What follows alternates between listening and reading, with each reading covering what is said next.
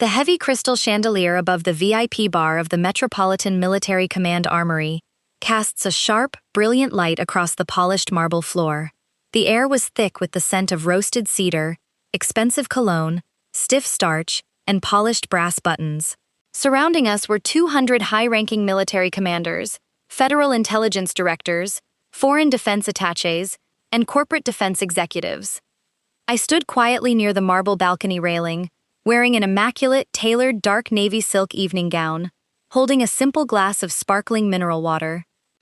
Beside me, stepping into my path with a smug, mocking grin, was my ex-husband, David Miller. David was wearing a tailored tux with a loud gold pocket square. Arm in arm with him was his new wife of 4 months, Chloe Vance. Chloe was 30 years old, wearing the formal mess dress uniform of an army captain, complete with crisp gold shoulder boards, polished silver jump wings, and 3 rows of campaign ribbons pinned over her chest. She stood tall, her shoulders thrown back, projecting an aura of intense, performative authority. "Well, well, well," David said, his voice loud enough to attract the attention of a nearby group of defense contractors. "Look who managed to snag a guest pass to the Tri-Service Strategic Summit. I'm surprised they let civilian desk clerks into the primary VIP lounge, Clara." He turned to Chloe, wrapping his arm around her waist, his face beaming with insufferable pride. "Chloe, honey," David announced, leaning down so his voice carried across the surrounding tables. "I want you to meet my ex-wife, Clara. Clara, this is Chloe. A real officer, a true leader in uniform who commands actual troops, not a quiet paperwork clerk who spent her youth typing memos in an unmarked basement office." Chloe let out a short, condescending laugh, her eyes sweeping down my dark civilian gown with slow, deliberate contempt. "Nice to meet you, Clara," Chloe said, her voice dripping with artificial pity as she adjusted the shiny gold captain bars on her shoulder straps. "David told me all about your marriage. It must have been hard for him, living with someone who had 0 military ambitions. But don't worry, I take great care of him now. Active duty life requires real toughness, discipline, and authority, something civilian administrative staff just don't understand." She pulled a silver champagne flute from a waiter's tray, held it out toward me, and gestured with her chin. "Here, Clara," Chloe added with a cold smirk. "Hold this empty glass for me, will you? And then move along to the civilian spectator seating in the back balcony. The main floor is strictly reserved for commissioned officers with actual command rank." I didn't reach for the glass. I didn't flush with anger. I didn't raise my voice. 18 years of classified strategic operations and high-level military command had trained me to maintain a flat, unreadable pulse under extreme psychological pressure. I took a slow sip of my mineral water, looked down at her silver captain bars, and then met her eyes with an unblinking, lethal calm. Before I could speak, the heavy double brass doors at the front of the grand hall were thrown wide open. 6 armed military police honor guards snapped to rigid attention, their white gloves clapping against their polished rifles with a thunderous crack that echoed off the vaulted ceiling.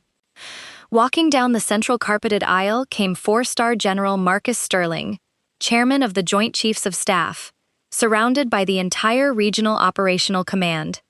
He didn't acknowledge the corporate contractor. He didn't look at David's outstretched hand. He didn't stop for Captain Chloe's crisp, nervous salute. General Sterling walked straight to the balcony railing, stopped directly in front of my chair, brought his heels together with a sharp snap, and rendered a crisp, unwavering 4-star military salute. "General Sterling," the chairman declared, his voice booming across the silent ballroom, "the President and the Senate Armed Services Committee have officially confirmed your appointment. The Joint Task Force is standing by for your strategic command address." The classified life and the toxic marriage. To understand why David Miller believed he could publicly degrade me, you have to understand the rigid, secretive nature of classified military command, and the catastrophic error of confusing silence with weakness. My name is Clara Sterling.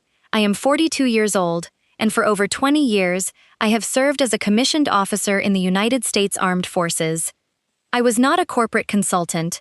I was not an office clerk. I was a career military strategist who spent 2 decades operating within the highest, most sensitive corridors of national defense. I grew up on a small, rugged farm in western Montana. My father was a retired Marine Corps Master Gunnery Sergeant who had served 3 tours in Vietnam. He was a stern, deeply pragmatic man who lived by an unyielding philosophy. He didn't care about personal vanity, glossy awards, or loud self-promotion. Clara, my father used to tell me as we chopped firewood under the cold Montana sky, the most dangerous dog on the farm isn't the one barking at the fence. It's the one standing completely still in the shadows, watching everything, waiting for the right moment. Loud people spend all their energy convincing others they have power. Silent people just execute. Build your strength in the dark, and let the work speak when the time comes. I took that lesson to heart. I attended West Point, graduating in the top 5% of my class with a degree in operations research and strategic intelligence. Upon receiving my commission as a second lieutenant, I was selected for a specialized, highly classified track within Joint Special Operations Logistics and Cyber Strategic Command. My work revolves around designing global deployment infrastructure, emergency satellite communications routing, and black budget logistics architecture for special operations task forces operating in high-threat environments. Because my operational duties fell under Title X security protocols, strict non-disclosure agreements, and special access programs, SAP, my military rank and unit assignments were legally classified under public personnel registries. To the outside world, and to civilian databases, my official record was listed under a standard, nondescript cover title, Department of the Army Civilian Logistics Analyst. I couldn't wear my full uniform in public. I couldn't post sleek photos on social media celebrating my promotions. I couldn't discuss my missions over family dinners. When I was promoted to Major, Lieutenant Colonel, and eventually Full Colonel, 06, no press releases were issued. My silver eagles were pinned onto my uniform inside a SIF, sensitive compartmented information facility, 300 feet beneath the Pentagon, watched only by my operational team and 3-star generals. 12 years ago, I married David Miller. David was a mid-level marketing manager for a regional defense supply contractor. When we first met at a defense technology symposium, he seemed charming, ambitious, and deeply impressed by my sharp intellect. He knew I worked for the Department of Defense, but because of my security clearance, I could only give him a high-level, generic summary that I analyzed supply chain algorithms for federal agencies. David accepted this explanation initially, but as the years went on, David's true character began to reveal itself. David was a man consumed by an insatiable, toxic insecurity. He measures human worth entirely through surface-level vanity, social media clout, job titles, luxury brand logos, expensive European cars, and public attention. He wanted a wife he could display like a shiny trophy at corporate golf tournaments and country club dinners, someone who would stroke his ego and validate his desperate social ambitions. Because I lived a life of quiet operational discipline, David began to send me. He hated that I wore plain, unbranded clothes. He hated that I couldn't post about my job on Instagram. He hated that when his corporate friends asked what his wife did, I would simply smile and say, "I work in Federal Logistics Administration." In David's small, shallow mind, administration means low-level paper pushing. He assumed that because I was quiet, I lacked talent. He assumed that because I didn't brag, I had nothing to brag about. I vividly remember a specific dinner party 5 years into our marriage. We were sitting with David's senior corporate vice presidents at an upscale steakhouse downtown. One of the executive wives turned to me, cutting her filet mignon with a delicate smile. "So, Clara," she asked, "David tells us you work for the military in some administrative capacity. Do you help organize the office schedules, or do you work in human resources?" Before I could answer politely, David let out a loud, mocking laugh that echoed across the table. "Oh, don't bore yourself asking Clara about her career," David said, taking a deep gulp of his Cabernet. "Clara is the ultimate desk jockey. She sits in a windowless room all day staring at spreadsheets, filing government travel vouchers. Honestly, I don't know how she survives the boredom. Some people just lack the executive drive to aim higher in life." I didn't lose my temper. I didn't inform David that while he was spending his afternoon putting together PowerPoint presentations for mid-level supply bids, I had spent my morning directing an emergency satellite rerouting protocol for a joint task force in Eastern Europe. I took a sip of water, smiled politely, and let him enjoy his illusion of superiority. The final collapse of our marriage arrived 3 years later. David's company hired a new public relations director, Chloe Vance. Chloe was a captain in the Army Reserve, assigned to a regional public affairs and recruiting unit. Chloe was the exact polar opposite of me. She lived her life entirely for the spotlight. She posted daily photos on social media in her tight operational camouflage uniform, complete with tactical boots, mirrored sunglasses, and dramatic captions about leading troops on the front lines of freedom. In reality, her unit managed press releases, promotional videos, and local parade logistics. David fell instantly, hopelessly in love with Chloe's performative military persona. To David, Chloe was the ultimate status symbol, a loud, attractive, uniform-wearing badass she could parade around to elevate her own fragile ego. One Tuesday evening, I returned home from a grueling 48-hour strategic command simulation. I walked into our living room, exhausted, my eyes heavy, carrying a simple leather briefcase. David was sitting on the sofa, holding a glass of scotch, a manila folder resting on the coffee table in front of him. "We're done, Clara," David said flatly, not even bothering to look up at me. I set my briefcase down on the floor. "I see." He slid the manila folder across the table. "Those are divorce papers. I've already moved most of my things out. I'm moving into Chloe's condo downtown." I looked at the papers, then looked at him calmly. "Why, David?" David stood up, walking toward the front door, looking down at me with an expression of intense, bitter contempt.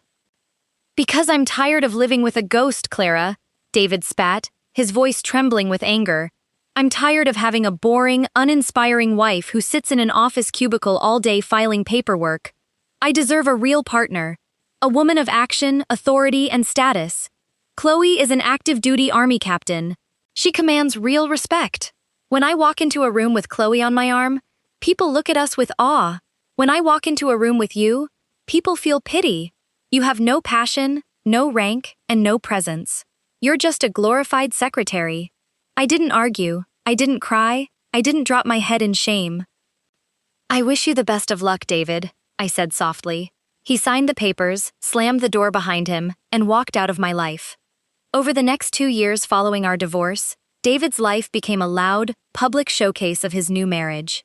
He posted hundreds of photos with Chloe on social media, captioning them with insufferable statements, "So proud to stand beside my warrior wife," and upgraded from a desk clerk to a real officer. Meanwhile, my operational world underwent a monumental, classified transformation. Because of my strategic leadership during a critical international security crisis, I was selected by the President and the Secretary of Defense for accelerated promotion to Brigadier General, 07, making me one of the youngest flag officers in the history of Joint Strategic Command. My promotion was approved under Executive Seal. I was assigned to take supreme command of the newly formed 5th Joint Strategic Task Force, a multi-service command structure overseeing global defense logistics, cyber warfare integration, and strategic mobility across 3 military branches. Part of my new command responsibilities included presiding over the annual Tri-Service Strategic Defense Summit at the Metropolitan Military Armory, a high-stakes gala where federal defense contracts worth billions were evaluated and senior military command strategy was established. I knew David and Chloe would be attending. David's company was desperately bidding for a minor subcontract under the Joint Command, and Chloe's public affairs unit had been assigned to manage local press credentials for the event. I bought a sleek, dark navy silk evening gown, put on my mother's simple silver earrings, and prepared myself for the evening. David thought he was bringing a captain to flex on an office clerk. He had no idea he was walking into a room owned by a general. The VIP lounge and the insult. The Metropolitan Military Command Armory was a majestic, historic structure featuring soaring stone arches, stained glass windows, and dark mahogany woodwork. The grand ballroom was illuminated by massive crystal chandeliers, reflecting off the polished brass, gold epaulettes, and silver medals of 200 elite guests. The room was filled with the heavy weight of authority: 2-star and 3-star admirals, defense industry CEOs, United States senators, and senior foreign defense attachés. I arrived at 7:30, accompanied by my senior military aide, Major Thomas Vance, no relation to Chloe, who was dressed in his formal service mess dress. We entered through the private command suite at the side of the armory, where I spent 45 minutes reviewing the evening's security protocols and reading through the strategic procurement dossiers. At 8:15, I stepped out into the VIP balcony reception lounge, holding a simple glass of mineral water. I deliberately chose not to wear my formal general's mess dress uniform during the initial cocktail hour.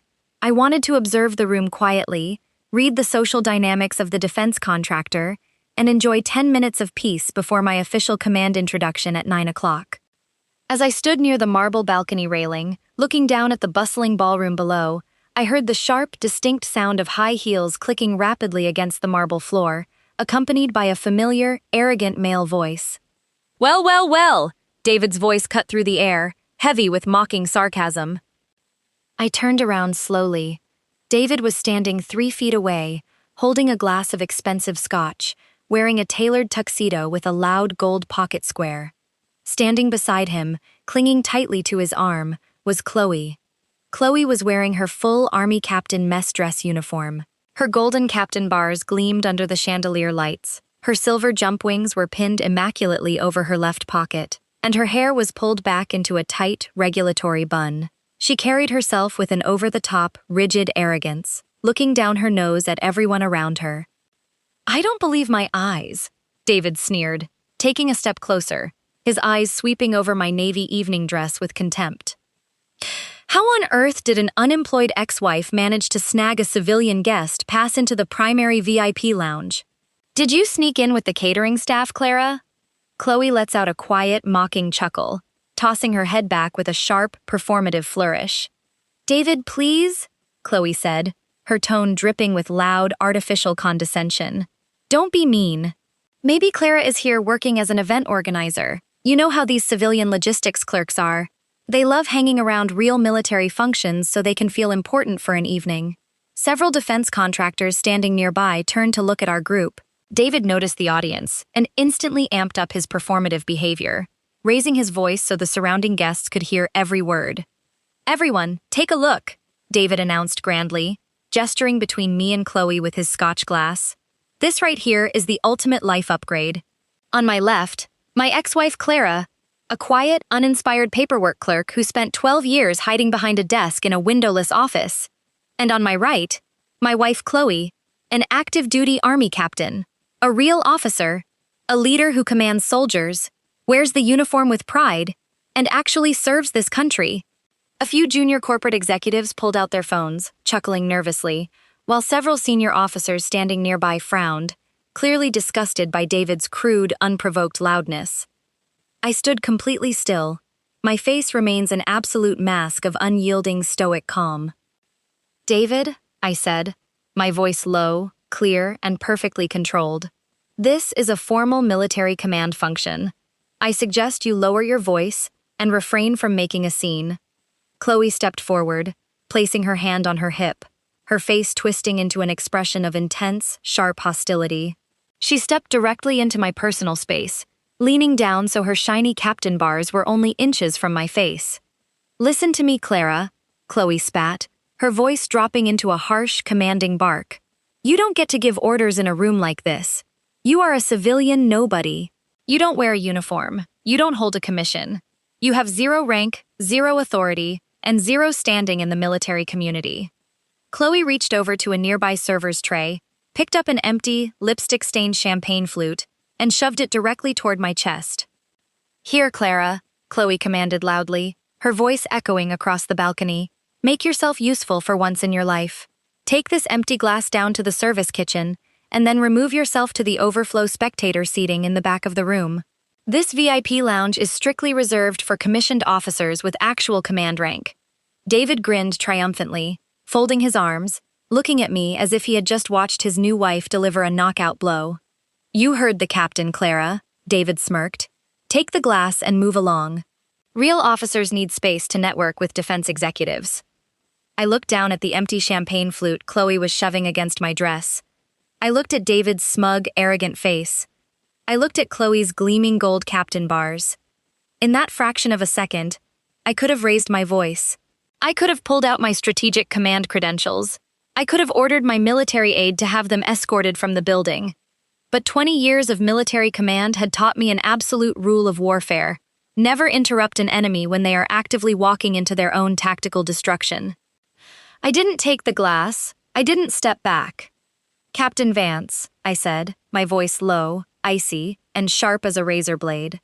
You should think very carefully about how you conduct yourself in uniform. Respect for rank and protocol is not optional in the armed forces. Chloe let out a loud, hysterical laugh. Respect for rank? To a civilian desk jockey? I am a captain in the United States Army, Clara. You don't outrank anyone in this building. You don't outrank the janitor. At that exact second, a loud, sharp tone echoed through the armory's public address system. The lights in the grand ballroom dimmed slightly, focusing a brilliant white spotlight on the main wooden stage below the balcony. The speaker system boomed across the vast hall. Ladies and gentlemen, please stand for the arrival of the Chairman of the Joint Chiefs of Staff, 4-Star General Marcus Sterling, and the Commander of the 5-Teeth Joint Strategic Task Force. The reckoning and the salute. The sudden, authoritative announcement froze the entire grand ballroom into immediate, absolute silence. Across the balcony and the main floor below, 200 high-ranking military officers, corporate executives, and foreign dignitaries instantly stopped talking, turning their attention toward the main entrance doors. Chloe rapidly smoothed down her mess dress jacket, wiped the smirk from her face, and snapped her heels together into a perfect parade rest stance. She grabbed David's arm, shoving him back 2 steps. "Stand up straight, David," Chloe whispered frantically out of the side of her mouth. "The chairman of the Joint Chiefs is entering the room. This is the most powerful 4-star general in the Pentagon. If I can make a good impression on General Sterling tonight, my promotion to major will be guaranteed." David quickly straightened his tie, puffing out his chest, trying to look like a high-powered defense executive. He looked over at me with a quick, dismissive glare. "Get out of the way, Clara," David hissed under his breath. "Don't ruin this for us. Move to the back." I didn't move an inch. I stood calmly by the balcony railing, taking a quiet sip of my mineral water. The heavy, 10-foot double brass doors at the front of the ballroom were thrown wide open against the stone walls with a resounding crack. 6 armed military police officers, dressed in immaculate dress blues with white gloves, snapped to attention, raising their chrome-plated rifles into a formal military arch. Walking down the central carpeted aisle came 4-star General Marcus Sterling, a legendary military figure covered in 4 decades of battle ribbons, flanked by 3 senior executive service directors and 2 2-star admirals. General Sterling moved with terrifying authority, his steel blue eyes sweeping across the ballroom floor as he ascended the grand marble staircase leading directly up to the VIP balcony lounge. Chloe's heart was visibly pounding against her uniform jacket. As General Sterling reached the top of the stairs, Chloe stepped directly into the center of the walkway, snapped her heels together with a sharp click, and rendered a crisp, textbook military salute. "Good evening, General Sterling, sir," Chloe announced loudly, her voice trembling slightly with excitement. "Captain Chloe Vance, 312th Public Affairs Detachment, reporting for duty, sir." General Sterling didn't slow his stride by a single inch. He didn't return his salute. He didn't look at her face. He brushed past Chloe as if she were an invisible ghost standing in the hallway, his eyes locked entirely on the far end of the balcony. David, desperate to capitalize on the moment, stepped forward, extending his hand toward the 4-star general. "General Sterling! Sir!" David gushed, his voice dripping with desperate, servile excitement. "I am David Miller, Senior Logistics Director for Apex Defense Solutions. My wife, Captain Vance, and I are honored to—" "Out of my way, civilian," General Sterling snapped, his voice a deep, gravelly growl that cut through David like a scythe. General Sterling pushed past David, walking straight toward the dark balcony railing where I was standing. The chairman of the Joint Chiefs stopped exactly 2 feet in front of me. He brought his heavy boots together with a sharp, echoing snap, pulled his shoulders back, and brought his right hand up to his forehead in a rigid, unwavering, 4-star military salute. The 3 generals and 2 admirals trailing behind him instantly brought their hands up in unison, rendering full flag officer deference. "Good evening, General Sterling," 4-star General Marcus Sterling declared, his booming voice echoing into every corner of the silent ballroom. "The President and the Senate Armed Services Committee have officially confirmed your appointment. The Joint Task Force is standing by for your strategic command address, ma'am." A heavy, terrifying, suffocating silence fell over the Metropolitan Armory. Chloe's eyes went so wide it looked as though they would burst from her sockets. Her jaw dropped open, her breathing stopping completely. David stood frozen mid-stride, his arms still extended, his face draining of every single drop of color, until he looked like a walking corpse. General?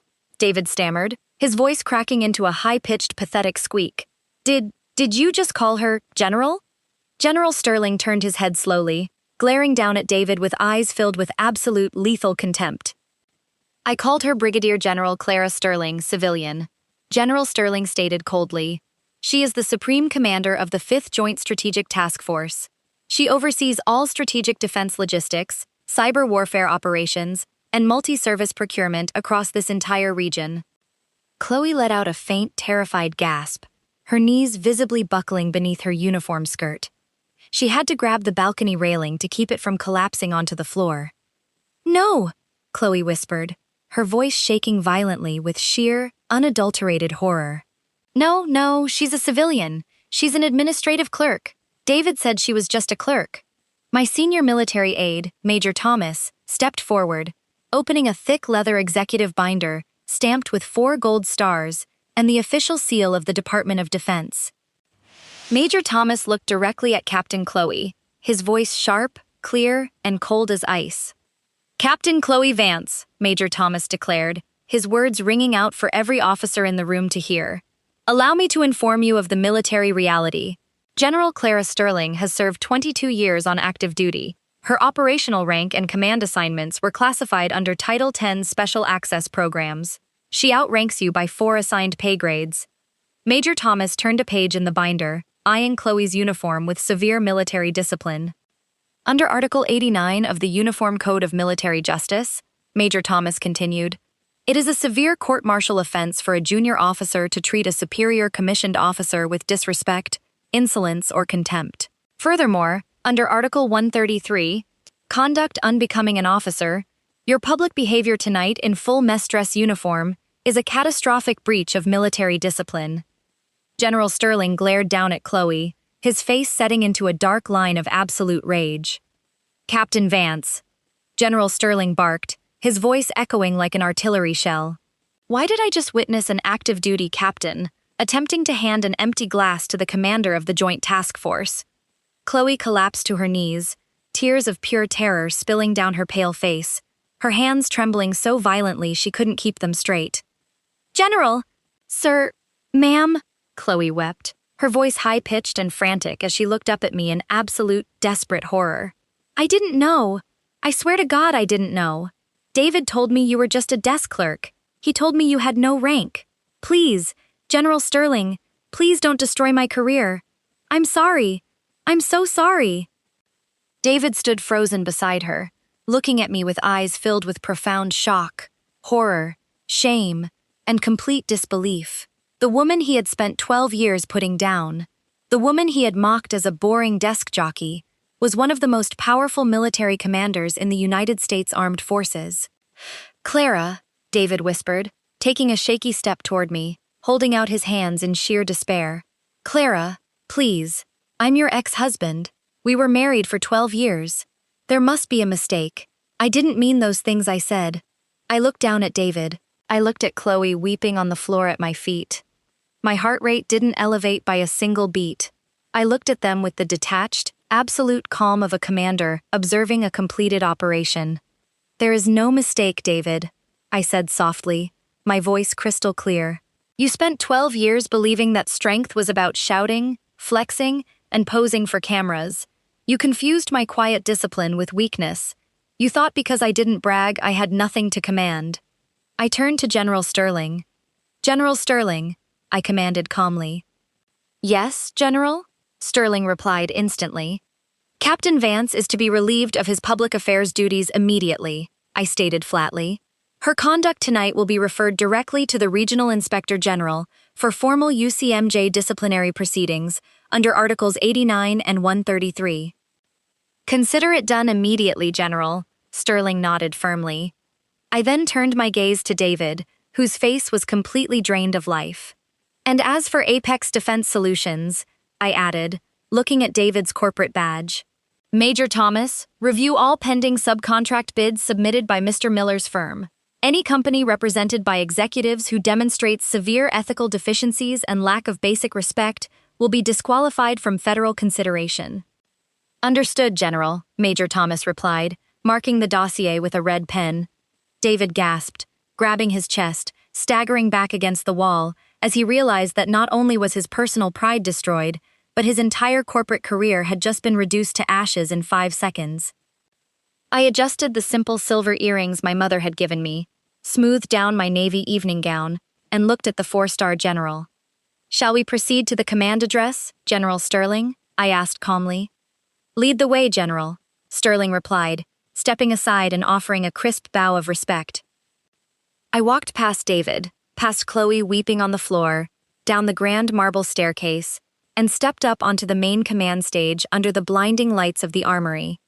Behind me, 200 elite officers stood at attention, rendering a thunderous ovation for the new commander of the Joint Strategic Task Force.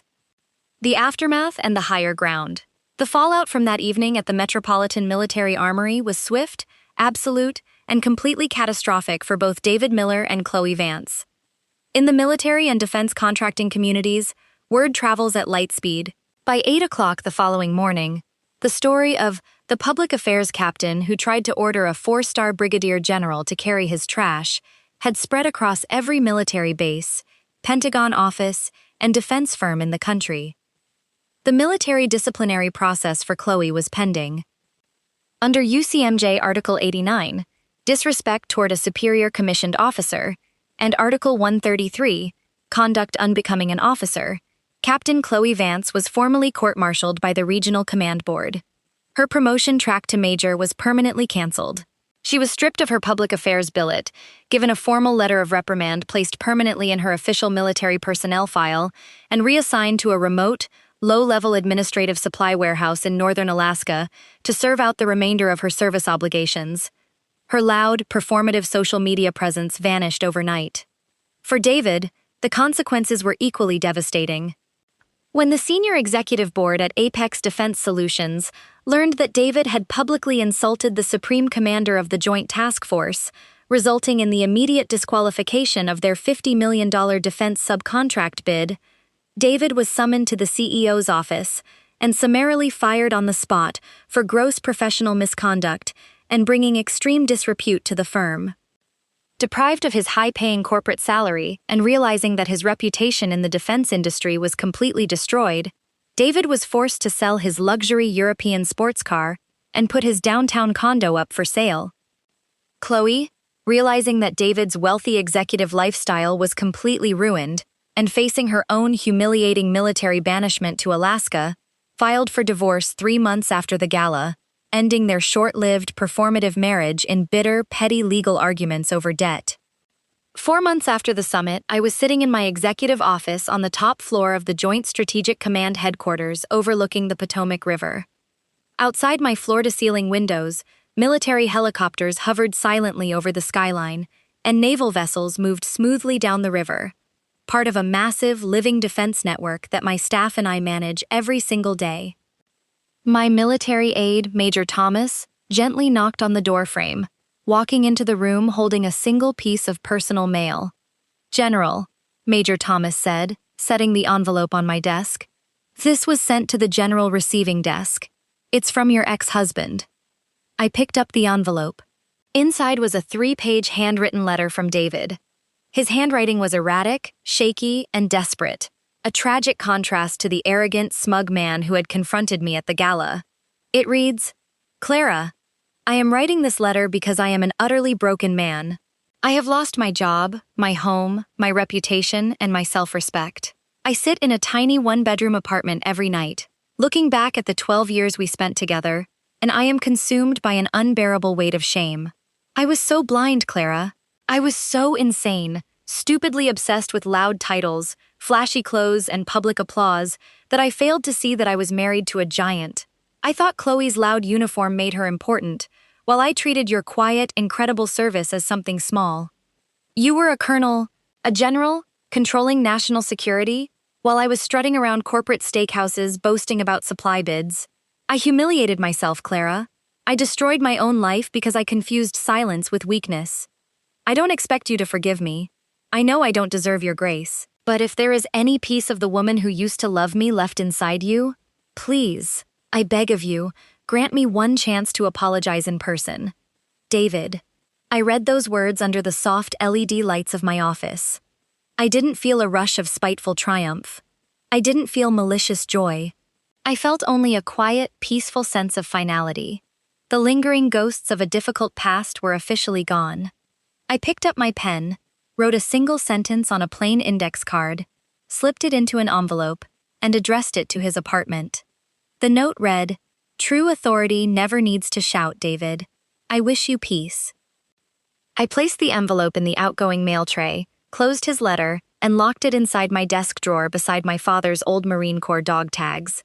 Over the next 2 years, the 5th Joint Strategic Task Force executed some of the most complex, successful defense infrastructure modernizations in modern military history. We streamlined global deployment times by 30%, secured critical cyber networks, and protected thousands of service members operating in high-risk zones. On the wall directly behind my desk in my command suite hangs a single-framed photograph. It isn't a picture of me shaking hands with the president. It isn't a photograph of my 4-star promotion ceremony at the Pentagon. It is a small, black-and-white photograph of my father's quiet Montana farm, with his old wooden chopping block sitting under the towering pine trees. Every morning when I sit down at my desk to review global operational reports, I look at that photograph for 3 seconds. It serves as my permanent daily compass, a reminder that a person's real value is never measured by how loudly they brag, how shiny their medals are, or how many people applaud them in a ballroom. Real strength is built in silence, through relentless discipline, unwavering integrity, and quiet service. And when the storm finally comes, the loudest voices always fall first, while the silent ones stand tall, unshakable, and unbroken.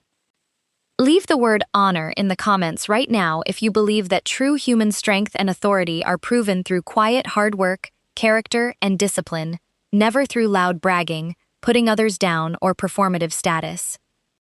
Arrogance always demands an audience, but true command operates in silence until the work is finished. And if this story reminds you to never judge a person's capabilities by their quiet demeanor, hit that subscribe button right now. Because tomorrow, I am bringing you the unbelievable story of a quiet female logistics driver who was publicly fired and mocked by her corrupt male supervisor, only for a 4-star military convoy to pull up to her small home 3 hours later to pick up the supreme commander of the regional theater. I'll see you in the next story.